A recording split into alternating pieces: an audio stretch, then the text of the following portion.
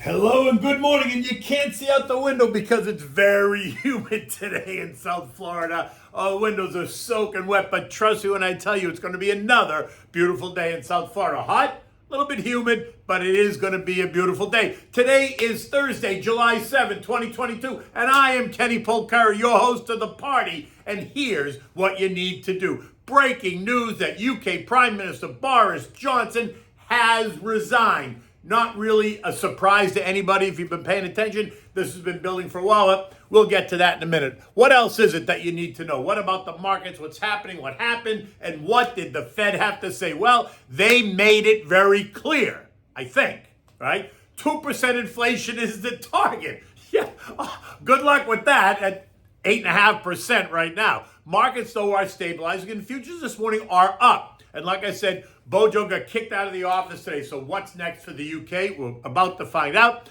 And what are we having for dinner tonight? We're going to have the roasted sea bass and a marsala wine sauce. It is delicious and simple to make. Okay, so let's be clear. All areas of the market are screaming slow down. The economic data is weakening. Bond yields are inverting. The Fed minutes revealed that the committee sees more restrictive policy ahead, agreeing to raise rates aggressively to levels that would be sure to slow growth as the inflation story worries. They see the return to 2% inflation as critical. Okay, look, like I said, it's running at nearly 9%, so getting us to 2% ain't happening anytime soon. So sit back and relax. The most infuriating part of this whole thing, though, is that they weren't focused on 2% inflation back in May of 2021 when it busted right up and through. But that's a whole nother conversation. Yesterday's stocks finished the day mixed. The Dow gained 70 points, the S&P up 14 points, and NASDAQ ahead by 40 points, and the Russell and Transport gave up ground, losing 14 points and 7 points respectively. So not a major deal at all. The markets are kind of stabilizing as they try to build a base. Mortgage applications fell by 5.4%. And that does make sense, right? Mortgage rates have jumped recently, although they've ticked slightly lower this week, but overall they're up. And this is putting new pressure on housing, along with an economy that appears to be slowing. In addition, we're beginning to see homes sit on the market. People are no longer knocking down the door to buy them sight unseen at any price. And with rates up nearly 100%, since the start of the year, the cost to carry that same house is now decidedly more expensive. So why is this a surprise? Just wait to see what happens to mortgage rates once the Fed hikes again at the end of the month.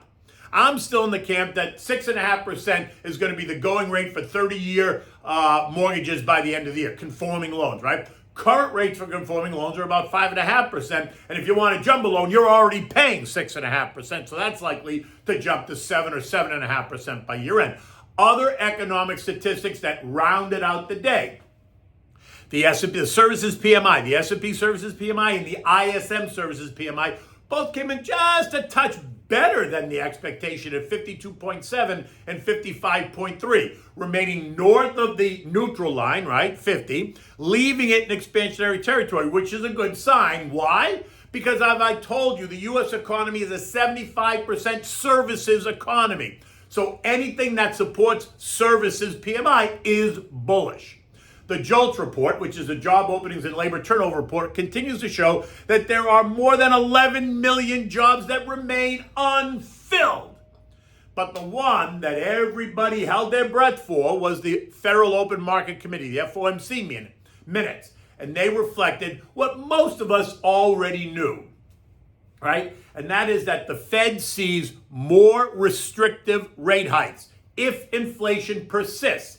In the minutes, we learned that the members of the committee solidified their resolve to continue to push rates up to tamp down inflation and from keeping it from becoming entrenched in the U.S. economy. Those are his words, right? Entrenched in the U.S. economy, something that they feel is about to happen. So what's it mean? Well, at the very least, I guess we should be prepared to see a 75 basis point rate hike at the end of the month in July, right? Even as JJ put 100 basis point rate hike on the table after the June meeting. And while I think they should hike by 100 basis points, I am no longer convinced that they're going to seriously entertain this move. The minutes appear to be clear. The majority believe that it's going to be one of two choices, 50 or 75. The Vegas bookies are leaning towards 75 basis points hike, right? but we still have 3 weeks to go. And as we know, so much can change. We could find ourselves being surprised by a change of heart at the last minute, as we were in June when the mood suddenly shifted and the Minneapolis Fed president, Neely Kashkari, leaked the story to the former employer Goldman, who then promptly put out an SOS report where Goldman made it appear as if it was their opinion that the Fed should consider and needed to be more aggressive and move rates by 75 basis points. We know what happened next, right? The Fed hiked by 75 basis points only hours later. I guess we got to ask, which bank is going to get the call this month? Is it going to be JP Morgan, Morgan Stanley, or Citibank? Or is Goldman the go-to deep throat? The key part of the statement, in my view, was this. Many participants judged that a significant risk now facing the committee was that elevated inflation could be entrenched if the public began to question the resolve of the committee. They recognized the possibility that an even more restrictive stance could be appropriate if elevated inflation pressures were to persist. Question the resolve of the committee? Don't be ridiculous. Who would ever do that? Why would you question the resolve of the committee? Would anything cause you to wonder what they're doing behind those closed doors? The futures market is now pricing in a 3.5% rate by December. That's another one and 3/4 move between now and then, right? We're at 175 now, so another 175 move. So you can figure it out over the next 4 meetings.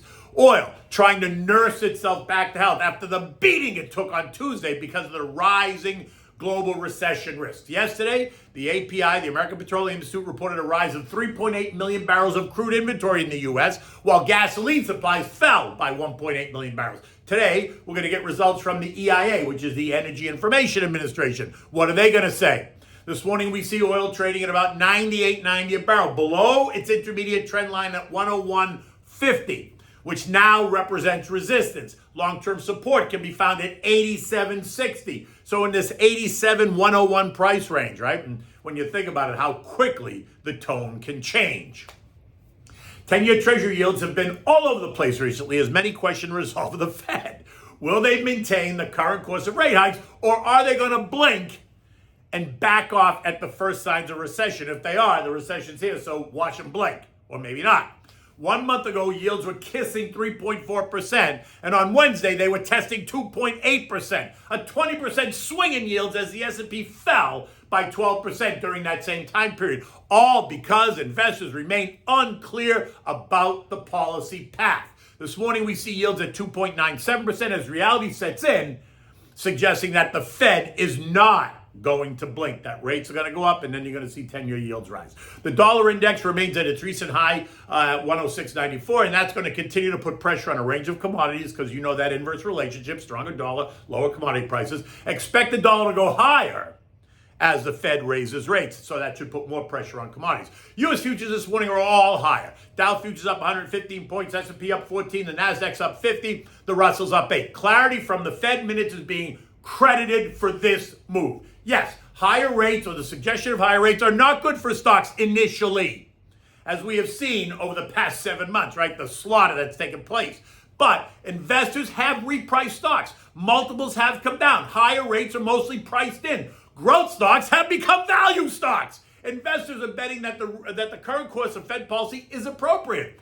The only thing that could change is if the inflationary pressures do not subside or react to the Fed moves, and then the Fed is forced to become even more aggressive. That's not what's really priced in, but let's see. The next CPI data set is due on Wednesday, July 13th, and that's expected to show what? Another increase in the rate of inflation. Of course it is, because the latest PPI ticked at 10.8%, and as we know, a higher PPI converts into a higher CPI. Gavish? The next PPI report is due on Thursday of next week, July 14th, and that estimate hasn't even been published yet. So that's a little bit nervous because you know what that means, right? Because if it were lower, they'd be putting it out there. Eco data today includes nothing that's going to move the markets, but tomorrow you're going to get the non-farm payroll report, which is expected to show that we restored another 270,000 jobs, leaving the unemployment rate at 3.6%. Average hourly earnings up 5% year over year and up 0.3% month over month. No surprise there at all. Now, this report was always a report to watch, but for now, not so much. The reports to watch now focus all around inflation, and so that's the CPI and PPI, and that's next week. European markets are all higher. Investors, they're digesting the latest Fed minutes, and the UK Prime Minister, Boris Johnson, as I said, was expected to resign early this morning. He has resigned, right? He's lost support. More than 50 people have resigned in the last week after a string of scandals has hit his administration. This is not new news. It's been building for weeks, if not months now. The European Central Bank is also expected to publish their latest minutes from their meeting, and at 6 a.m. this morning, European markets were all higher by about 1.5%. The S&P closed last night at 38.45, up 14 points, leaving it solidly in the 3,600, 4,000 trading range. I suspect that after yesterday's Fed minutes, investors are willing to bet that the Fed is doing the right thing, and while higher rates will continue to put a cap on advances in the near term, if we see inflation respond, then investors will be more willing to jump back in and take stocks higher. Remember, the market is a discounting mechanism. It's trading today at what it thinks the picture is going to be 6 months from now. It's not trading today at what it thinks today is. It already did that 6 months ago, which is why we are where we are. Now, you have to stay focused. This is not the time to get rattled. Continue to put your money away in tax advantage accounts, right? Like I've been telling you. You can keep it in cash if that makes you comfortable and be patient, or you can continue to put it to work. But either way, make sure you put it away. Okay. So now, what are we having for dinner tonight? This is a roasted sea bass in a marsala wine sauce with onions and mushrooms. It's really delicious. It presents beautifully, and she'll be like putty in your hands after you make this for her, right? So sea bass is a fish that you find in cold waters of the Southern Atlantic, Pacific, and the other southern oceans like the Indian Ocean. It feeds mostly on squid, shrimps, and other small fish, and for itself, it is the delight of whales, elephant seals, and octopus. It's a white, flaky fish that's easy to prepare, and it can be combined with a range of ingredients to make a perfect presentation however you do it. Today, though, I'm going to give you a roasted sea bass on a bed of onions and mushrooms in this marsala wine sauce, which is really delicious, and it presents beautifully. And like I said, she'll just fall for you once you present this. Okay, so for this, you're going to need a pound of the sea bass, olive oil, butter, onions, marsala wine, fresh wild mushrooms, chicken stock, salt and pepper, and chopped parsley for some color. You want to prepare by chopping the onions and slicing the mushrooms and chopping the parsley. Have all the other ingredients out on the counter to ease the process of creating this dish. But if you get that stuff all chopped and ready to go, you put it in individual bowls, you line it up on the counter. This is how you're going to make this great meal. Now, you want to preheat the oven to 450 degrees. You want the oven to be there when you're ready to put the fish in. Do not put the fish in the oven until it has gotten to that 450 degree temperature. All right? Now, in a large saute pan, you want to heat up some olive oil, chopped onion, cook it until it's soft and translucent. You know the deal. Turn the heat to high to make the pan really hot. Then remove the pan from the heat and deglaze it with a 1/4 cup or so of marsala wine. Now, you can use white wine if you prefer, but you're going to get a different flavor. But I say to remove the pan from the heat when you're using marsala wine if you have a flame versus electric, because the marsala wine can easily ignite if you spill it over, and it could singe your face, right? Regular white wine won't do that, so don't worry, but just take it off the heat to be safe. When the wine is cooked off, then once you put the wine in, you put it back in.